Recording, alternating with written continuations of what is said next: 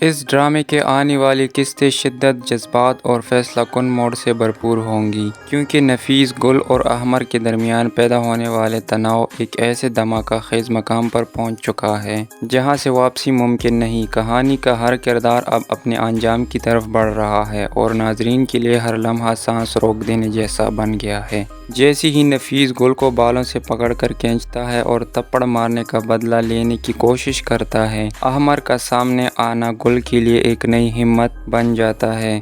احمر کے بولنے کا انداز، اس کی نظروں کا غصہ اور آواز میں طاقت نفیس کو ہلا کر رکھ دیتی ہے۔ لیکن نفیس، جو اپنی طاقت کے زعم میں اندھا ہو چکا ہے، نہ صرف احمر کو دھمکاتا ہے بلکہ اسے جسمانی نقصان پہنچانے کی کوشش بھی کرتا ہے۔ گل جب احمر کے لیے نفیس سے بھڑکتی ہے تو وہ صرف اپنی عزت نہیں بچا رہی بلکہ اپنی بقا، اپنی شناخت اور اپنی وجود کی جنگ لڑ رہی ہوتی ہے۔ اور وہ فیصلہ کن لمحہ آتا ہے جب گل نفیس سے صاف کہتی ہے کہ تم مجھے کیا طلاق دو گے، میں خود تمہیں خلا دے کر آزاد ہو جاؤں گی۔ یہ الفاظ صرف ایک جملہ نہیں بلکہ صدیوں پرانی خاموشی کا بغاوت بھرا اعلان ہوتے ہیں، جس پر نفیس کی خود پسندی زمین بوس ہو جاتی ہے۔ اسے یقین ہی نہیں آتا کہ وہ عورت جسے وہ کمزور سمجھتا تھا، آج کھلے عام اسے آزادی کا اعلان کر رہی ہے۔ اب یہاں کہانی صرف گل کی نہیں رہی بلکہ پنکی کے فرار نے اسے اور گہرا کر دیا۔ نفیس جب دیکھتا ہے کہ پنکی اپنا سامان چھوڑ کر جا چکی ہے تو اسے محسوس ہوتا ہے کہ اب وہ تنہا رہ گیا ہے، ایک ایسا مرد جس کے ارد گرد اب نہ محبت رہی، نہ عزت، نہ رشتے۔